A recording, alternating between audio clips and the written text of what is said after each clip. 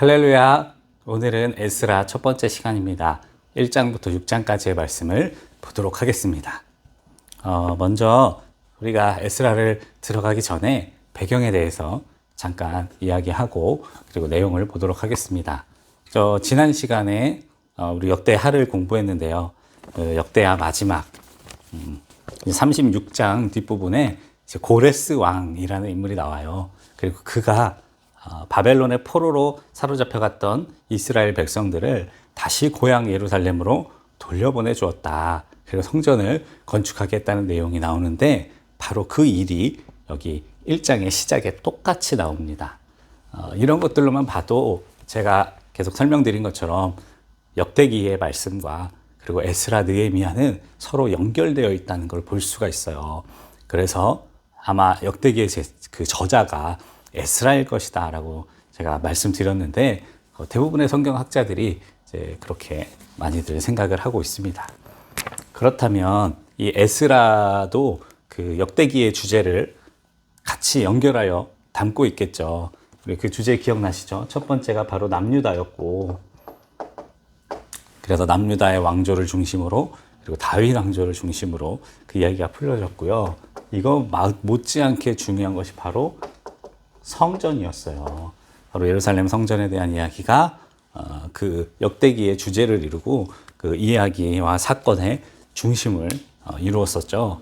그러니 당연히 에스라와 그 뒤에 이어질 느헤미야도 이 두 가지를 중심으로 나오겠죠. 예루살렘과 그리고 예루살렘 성전, 이 이야기들을 중심으로 이제 이야기를 보시면 되겠습니다. 근데 이 내용을 본격적으로 보기 전에 먼저 그 역사적인 배경을 잠깐 짚고 넘어갈게요. 우리 BC 586년에 이제 남유다가 완전히 멸망하게 됩니다. 북이스라엘은 그 전에 722년에 아수르에 의해서 멸망했고요. 그리고 남유다는 이제 바벨론이라는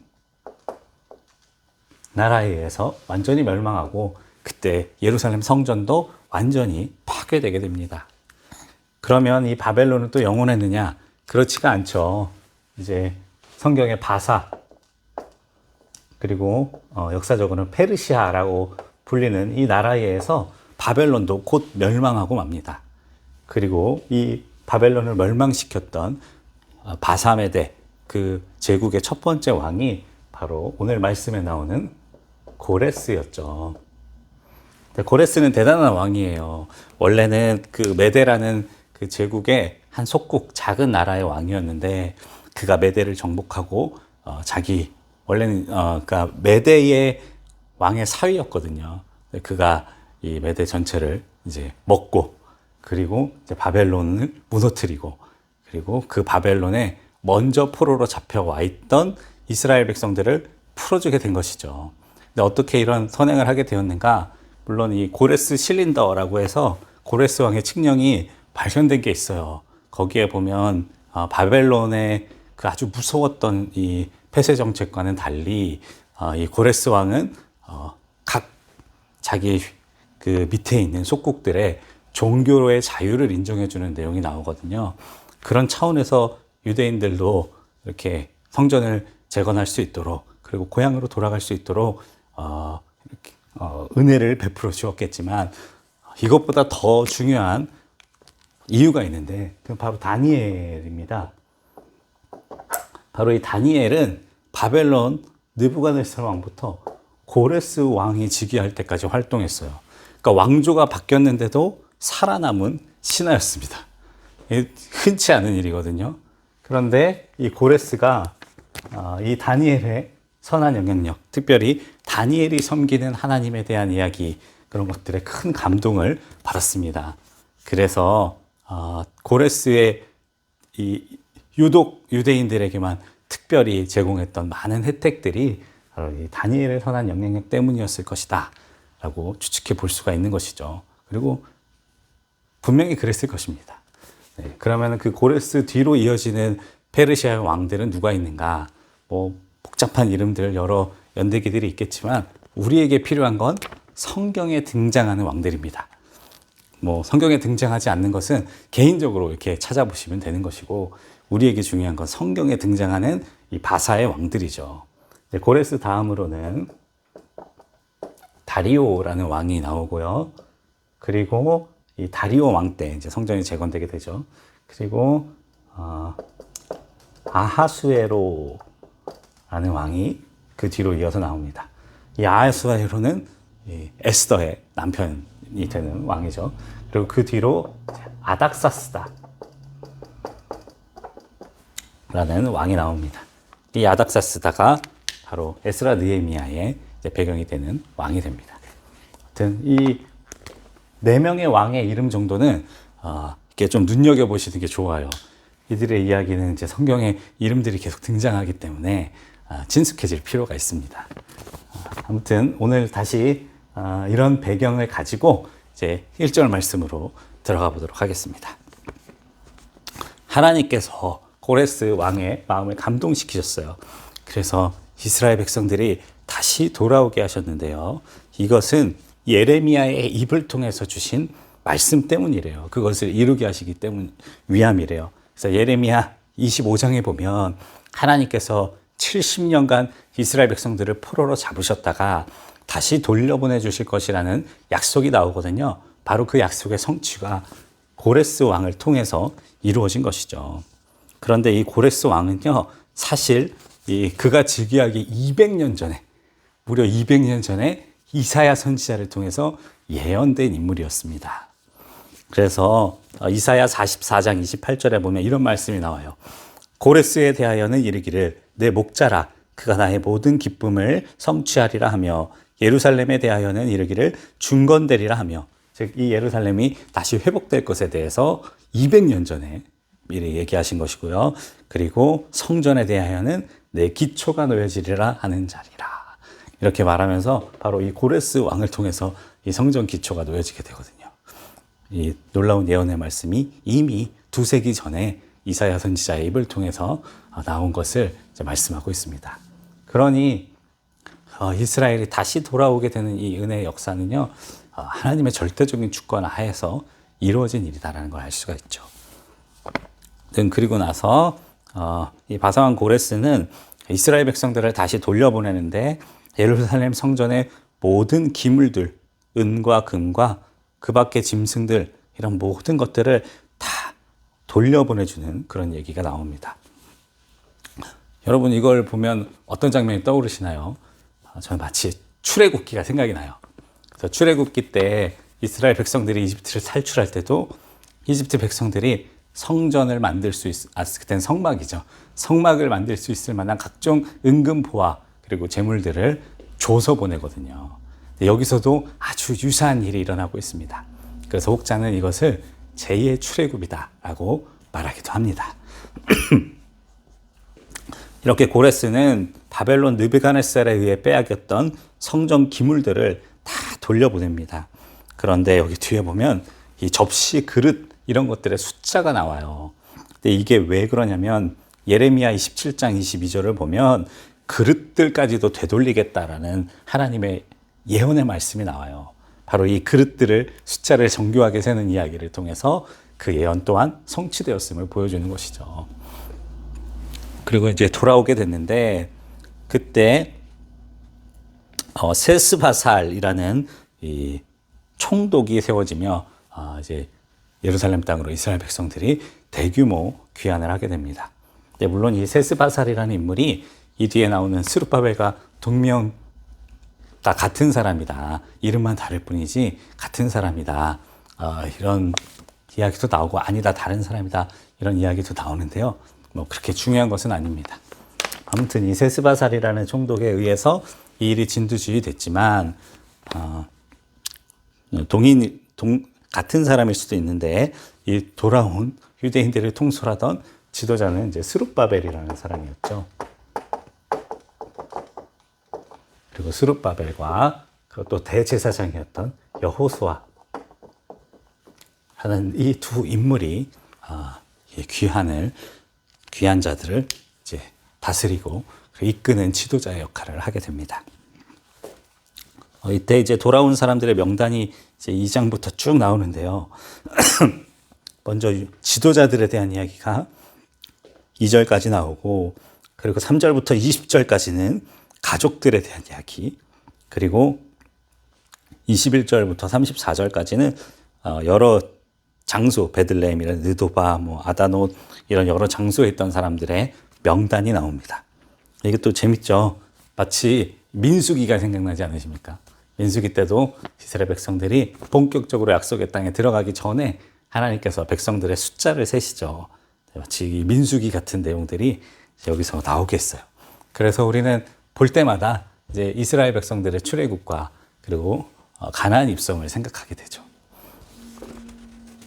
그런데 여기서 이제 재밌는 부분은 한 4만여 명 정도가 귀환을 했어요.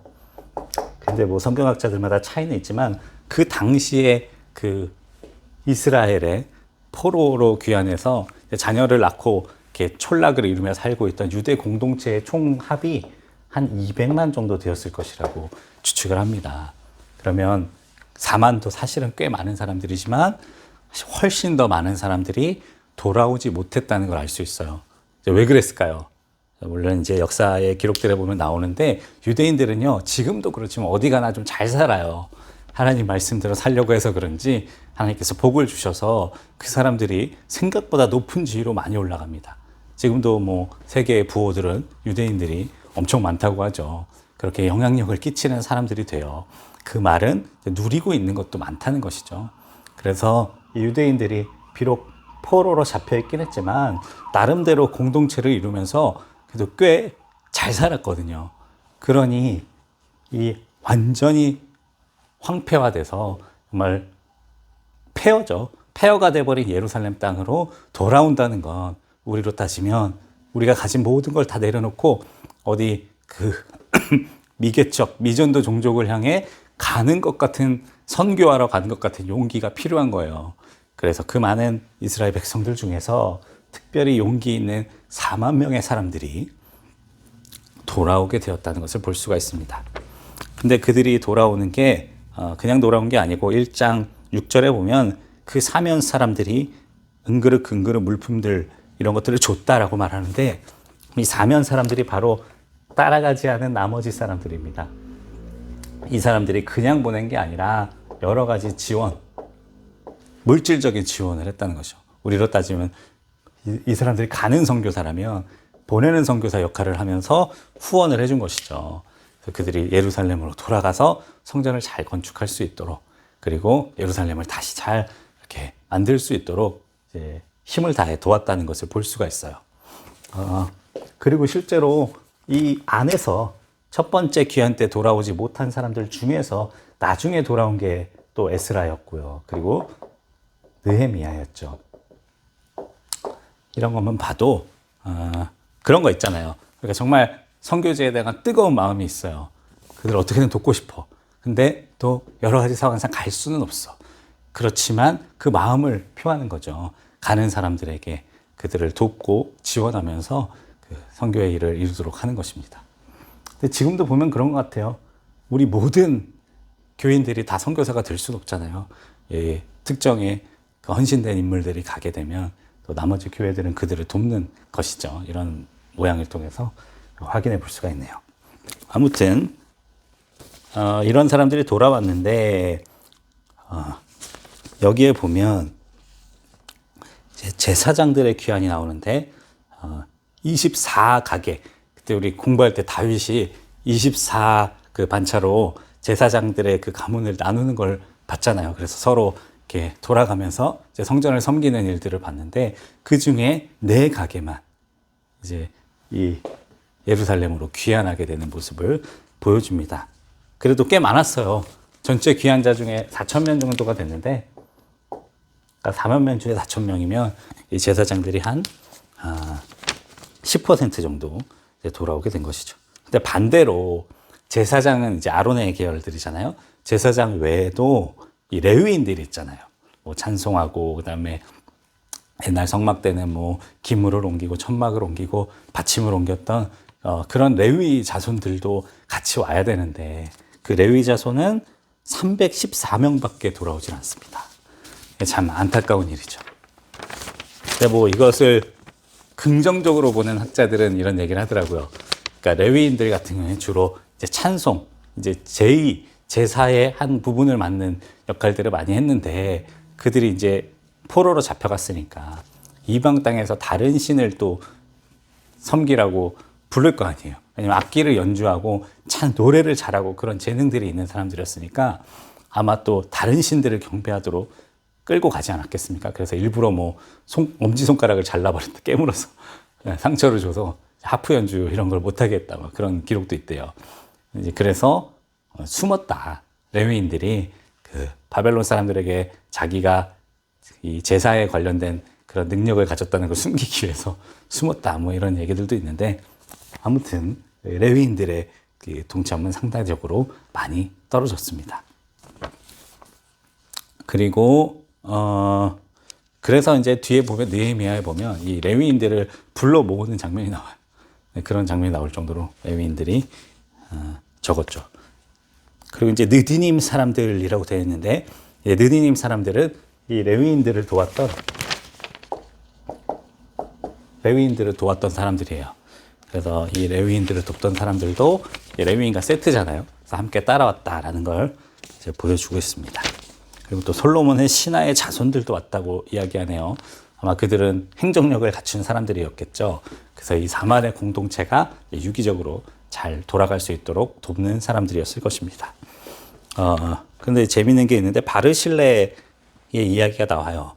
바르실레는 다윗이 압살롬에게서 쫓길 때 그 요단강 동편에서 다윗을 도왔던 인물이거든요. 그러니까 이것이 얼마나 값진 인연인지 이런 후대에까지 그 이름이 나올 정도로 이렇게 아주 영광스러운 일이었죠. 이것만 봐도 참 감사한 일입니다. 하나님께서 우리의 헌신과 또 우리의 충성을 얼마나 오랫동안 기억해 주시는가를 또 이걸 통해서 볼 수가 있죠. 그런데 어떤 사람들은요, 계보를 아무리 찾아도 어디 소속인지 찾을 수 없는 사람들도 있었대요. 그러니까 제사장들 중에서도 도대체 아론의 그 24반차 중에 어딘지를 알 수가 없는데 자기는 아론의 그 자손이라고 말하는 사람들도 생겼대요. 근데 그럴 수 있죠, 충분히. 그 포로로 잡혀가는 동안에 뭐 충분히 그럴 수 있는데, 그래서 그 사람들은 바로 제사장 직분을 못하게 막았고, 우림과 둠밈을 가진 대제사장이 나타날 때까지, 그래서 하나님께 이제 물을 수 있을 때까지 이 사람이 진짜 제사장이 맞습니까 아닙니까를 이제 물을 수 있을 때까지는 성물을 먹지 못하도록 했다. 뭐 나름대로 그 안에서도 거룩함을 유지하기 위한 이런 방법들을 사용했다는 걸 이제 보여주고 있습니다. 그래서 이 사만의 행렬들이 굉장히 멀어요. 예루살렘까지 오는 그 길이 굉장히 먼 길인데 그 길을 이제 처자식들을 데리고 귀환하게 되는 모습을 볼 수가 있죠. 그런데 하나님의 은혜로 얼마나 많은 것들을 가지고 올 수 있었냐면은 금이 6만 1천 다릭이라고 되어 있는데 한 500kg 정도 된대요. 금 500kg이면 얼마나 큰 돈인지 상상해 가시죠. 몇백억 가까운 돈을 그들이 가지고 이제 귀환했다. 그리고 그걸 가지고 성전을 지을 수 있는 그런 기초가 갖춰진 것을 볼 수가 있습니다. 마치 솔로몬이 성전 짓기 전에 다윗이 그 모든 재물을 마련한 것처럼 그들이 성전으로 귀환해서 정말 돈까지 벌어가면서 그 성전을 짓는 것이 아니라 하나님께서 그걸 지을 수 있는 힘과 능력을 미리 예비해 두시는 그런 모습을 볼 수가 있습니다. 그리고 그들이 일곱째 달에 일제히 예루살렘에 도착했어요. 그리고 그곳에서 제일 먼저 한 일은 하나님께 예배 드리는 일입니다. 그들이 하나님께 예배 드리고, 그리고 7절에 보면 석수와 목수에게 돈을 주고 시돈 사람 두롯 사람들에게 먹을 것을 주고 기름을 주고, 그리고 백향목을 레바논에서 욥바 해변까지 운송하게 했다라고 되어 있는데, 이것도 솔로몬의 성전 건축 장면이 떠오르죠. 솔로몬이 이제 두로 왕 히람에게 이제 부탁하여 그 백향목을 가지고 오잖아요. 그것으로 성전을 건축하는 것처럼 이들도 아주 유사한 방법으로 성전 건축하는 모습이 생각이 납니다. 그리고 그들이 예루살렘에 도착하고 하나님의 성전 쪽에 자리 잡은 지 2년이 되던 해에 이제 성전 건축을 시작해요. 근데 이것도 참 재밌는 것이 이 솔로몬도 바로 이 2년 둘째 달에 이제 성전 건축을 시작하거든요. 그러니까 그 솔로몬 성전 건축과 그리고 이제 스룹바벨에 의해서 이제 주도되어 재건되는, 그래서 스룹바벨 성전이라고도 불러요. 제2성전, 뭐 스룹바벨 성전 이렇게 부르는데, 그 성전도 솔로몬 성전과 아주 유사한 그런 히스토리를 가지고 이제 만들어지고 있다, 이런 거를 이제 보여주는 것이죠. 그리고 공사를 시작하고 20세 이상의 레위 사람들을 세워서 성전 공사를 감독하게 했다라고 나와요. 그런데 원래는 민수기 8장 24절에 보면 20세가 아니고요, 25세 이상의 사람들이 이런 일을 할 수 있거든요. 그런데 왜 20세가 이런 걸 하게 되었을까요? 그래서 말씀드린 것처럼 레위인의 숫자가 너무 적었거든요. 그러니 그 연령을 5살을 낮춰서 이제 사람들을 파견하는 그런 모습을 볼 수가 있습니다. 그리고 드디어 이제 그 기초를 놓게 되어서 그들이 너무너무 기뻐서 하나님께 영광을 돌려드렸는데, 이 예전에 솔로몬 성전을 보지 못한 사람들은 기뻐서 환호를 질렀고, 예전에 솔로몬 성전을 봤던 원로들이죠, 어른들은 울었다, 이렇게 기록되어 있어요. 그 두 가지 감정이 뭔지 우리는 정확히는 알 수 없지만 또 상상은 해볼 수 있을 것 같아요. 이제 포로 땅에서 완전히 귀환하여 하나님의 성전을 지어드릴 수 있는 것에 대한 기쁨과, 그리고 그 예전에 찬란했던 영광을 잃어버린 것에 대한 슬픔, 이 두 가지가 이제 공존하는 그런 기공식이, 기공 예배가 드려지게 된 것이죠. 그런데 4장으로 넘어오면 바로 이 귀중한 성전 건축이 지연되는 모습이 나타나요. 사로잡혔던 자들의 자손이 이스라엘 하나님 여호와의 성전을 건축함을 듣고, 유다와 베냐민의 대적이 듣고, 그리고 스룹바벨과 족장들에게 와서 우리도 같이 건축하게 해달라고 요청했다는 거예요. 그런데 이제 남유다와, 그리고 여기 있는 예루살렘과 성전이 있죠. 그리고 이제 북이스라엘, 여기 사마리아를 중심으로, 먼저 이쪽에서도 살고 있던 사람들이 있었어요. 이 사람들은 이제 BC 722년에 이제 아수르에서 북이스라엘이 먼저 멸망당할 때, 그때 일부는 이스라엘 사람들, 그리고 일부는 이 아수르의 식민지에 있던 식민지인들, 그 사람들이 대부분의 이스라엘 사람들은 식민지로 뿔뿔이 흩어지고, 또 식민지에 있던 사람들을 다시 잡아다가 여기로 불러들였어요. 그래서 이들이 나름대로 여기가 이스라엘 땅이니까 이스라엘의 하나님도 섬기고 자기들이 가져온 신도 섬기면서 이런 혼합된 종교를 가지고 있었어요. 그러니 우리도 이스라엘의 하나님 알아, 그러니까 우리도 성전 건축하는 거에 껴줘, 이러면서 오게 된 것이죠. 그런데 에스라는 이것을 아주 에스라가 아니죠. 예, 스룹바벨은 이것을 아주 극도로 경계했습니다. 심지어 여기 보니까 유다와 베냐민의 대적이라고까지 말하고 있어요. 유다 베냐민은 이 남유다를 이루었던 12지파 중 2지파죠. 그러니까 그들의 눈으로 봤을 때 지금 북이스라엘의 사람들은 이스라엘 사람들이 아닌 거예요.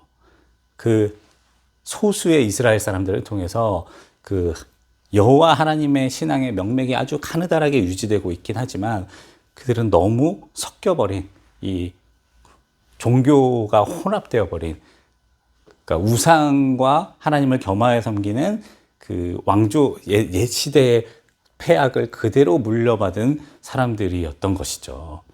그래서 이 스룹바벨과 그 귀한 자들은 그들의 호의를 거절했습니다. 네, 이것은 이제 신앙의 순수함을 지키기 위한 그 훈련이었어요. 왜냐하면 그들 가운데 똑같이 또 그 우상 숭배가 들어오고, 그들과 섞이면서 그들이 섬기는 신들이 남유다로 들어오게 돼버리면 예전에 그 멸망할 수밖에 없었던 죄악이 반복되게 되잖아요. 그래서 이들의 요청을 거절했던 것이죠. 근데 문제는 이때부터 이 고레스 왕 때 시작된 성전 건축을 이들이 방해하기 시작했는데요. 물론 이때 성전이 건축이 됩니다. 그런데 이때는 이제 성벽이 정확히 말하면 예루살렘이 이제 건축이 되는데, 언제부터 언제까지 괴롭혔냐면 이때부터 이때까지. 그러니까 예루살렘이 본격적인 성으로 완성되기 전까지 계속해서 이들을 괴롭혔다는 걸 보여줘요. 그리고 4장 23절에 보면 유다 사람들을 보고 권력으로 억제하여 그 공사를 그치게 하니라고 되어 있는데요. 실제로는 군대로 쳤습니다. 그래서 성벽의 일부를 무너뜨리기도 하죠. 그러니까 그들이 지금 잠깐 지금 나오는 이 시간대를 벗어나서 그 뒤에 이루어질 일까지를 쭉 말하면서 집요하게 계속해서 이 남유다 사람들을 괴롭혔음을 성경에서 보여주고 있습니다. 왜 이런 일들이 이루어졌느냐? 고레스 왕 때 이 기초가 놓여지고 이제 왕이 바뀌었어요. 물론 중간에 뭐 캄비세스라는 왕도 있고, 그리고 이제 다리오 왕까지 이제 바뀌게 됐는데, 이제 다리오 왕으로 바뀌게 되면서 그 사람들이 지금 예루살렘에 간 유대인들이 이상한 일을 한다. 그 사람들이 막 자기들만의 그런 성벽을 만들어서 왕에게 세금을 제대로 바치지 않으려고 한다. 그러니 이것을 막아야 된다. 이런 막 말도 안 되는 모함과 항소를 올려서 실제 다리오 왕 때 중단됩니다. 그러다가 다리오 왕 6년, 5년이 지난 다음에야 다시 성전 건축이 재개되게 되는데, 그 재개되는 이야기가 이제 4장 다음 5장에 나오게 되는 거예요. 그리고 이 역할을 감당했던, 이 멈춰있던 성전 건축을 다시 할 수 있도록 하나님께서 보내주신 인물들이 있었는데, 그들이 바로 우리가 잘 아는 학개와 스가랴입니다. 하나님께서 계속되어야 할 성전 건축이 이런 원수의 회방으로 멈춰버렸기 때문에 이 학개, 스가랴 선지자를 보내주셔서 이 스룹바벨과 여호수아에게 힘을 주는 것이죠. 그들이 다시 한번 성전을 건축할 수 있도록 독려하십니다. 그래서 다시 성전을 건축하게 되자 이번에는 페르시아의 감독관이 찾아왔어요. 너네들이 왜 이것을 성전을 다시 짓고 있느냐 이야기를 하자 그들이 이제 선왕 고레스의 측량에 대해서 이야기를 합니다. 이 예전에 고레스가 우리에게 성전을 다시 짓도록 명령했었다. 근데 고레스라는 인물은요, 아까도 말씀드렸지만 이 페르시아에서 태조니까 정말 절대적인 왕이에요. 고레스는 또 가장 위대한 왕 중에 한 명이기 때문에 이 고레스가 뭘 했다라고 하면 거의 뭐 일사천리로 통과되는 것이죠. 근데 실제로 이 당시의 왕이었던 이 다리오 왕이 이 고레스가 정말 그런 칙령을 내렸는지 찾아봐요. 6장에 보면 이 유대인들의 항소대로 찾아봤더니 6장 2절에 앙메다 궁성, 여기는 페르시아의 4개 수도 중에 하나인데요. 그 중에 하나에서 진짜 두루마리를 발견한 거예요. 고레스 왕이 보냈던 칙령을 발견하게 된 것입니다. 거기에는 아주 디테일하게 그 성전의 그 규격까지 나오고요. 그리고 거기에 돌려보내야 될 기물들까지도 잘 나와 있었어요. 그래서 이 다리오 왕이 어이구 진짜였네. 그러면 지원할 수 있는 모든 걸 최대한 지원하고 예배 드릴 수 있는 물품까지 지원해서 그들이 성전을 짓도록 해라라고 왕이 다시 공표해 주는 거예요. 그래서 이 성전 건축이 일사천리로 다시 진행되게 됩니다. 여기 보면 금은 그릇들 또 나오죠. 예레미야 27장 22절의 예언처럼 하나님의 은혜로 잠깐 멈춰져 있던 이 성전 건축이 다시 아주 강력한 이 왕의 명령에 힘입어서 또 일사천리로 진행되는 모습을 볼 수가 있습니다. 그래서 다리오 왕 제6년에 이 성전을 건축하는 것을 끝내게 됩니다. 근데 이때 성전이 완공된 때가 언제냐면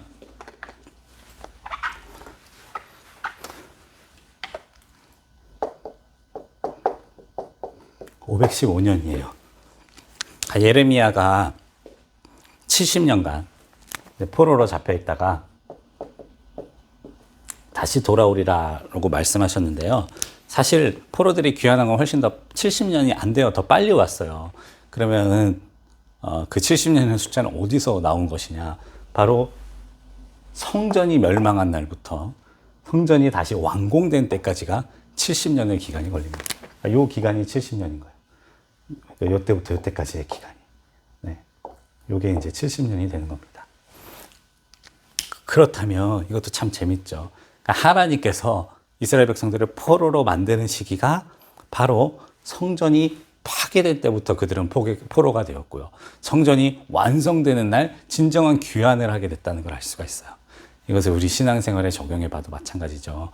여러분, 우리의 예배가 파괴되면 우리는 세상의 포로입니다.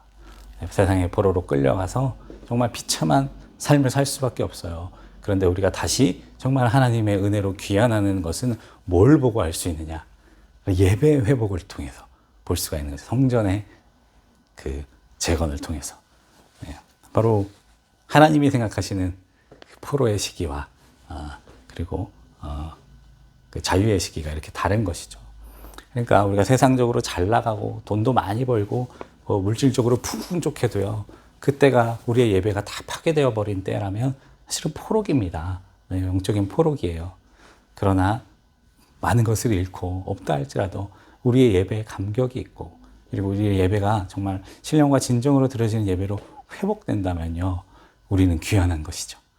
되찾은 것입니다. 아무튼 이때 이제 하나님께 이제 제사를 드리게 되는데, 수소 100마리, 수양 200마리, 어린 양 400마리로 봉헌 예배를 드리게 돼요. 근데 이것은 예전에 솔로몬이 했던 거에 비하면 약 200분의 1밖에 안 됩니다. 안타깝죠. 우리 그때 200만 중에 4만 명 정도가 돌아왔다 그랬잖아요. 그거에 비하면 충분히 그거에 따르면 충분히 그럴 수 있을 만한 숫자라고 할 수 있습니다. 아무튼 이렇게 성전을 봉헌해 드리면서 사로잡힌 자들이 그 아름다운 새로 지은 성전에서 하나님께 유월절 예배를 드리는 장면으로 이제 6장까지의 내용이 끝나게 됩니다. 그리고 다음 주에 7장으로 넘어가야 이제 진짜 이 말씀의 제목인 에스라가 등장하게 돼요. 1장부터 6장까지는 포로들이 귀환해서 성전을 짓는 이야기까지였다면, 이제 본격적으로 에스라가 돌아와서 하는 이야기들은 6장부터 이제 뒤에 10장까지 이제 이어지게 됩니다. 7장부터 이어지게 됩니다. 그래서 다음 주는 이제 7장부터 마지막 10장까지의 말씀을 보도록 하겠습니다. 수고 많이 하셨습니다. 앞으로도 같이 열심히 성경 공부해 보겠습니다. 성경 공부 화이팅!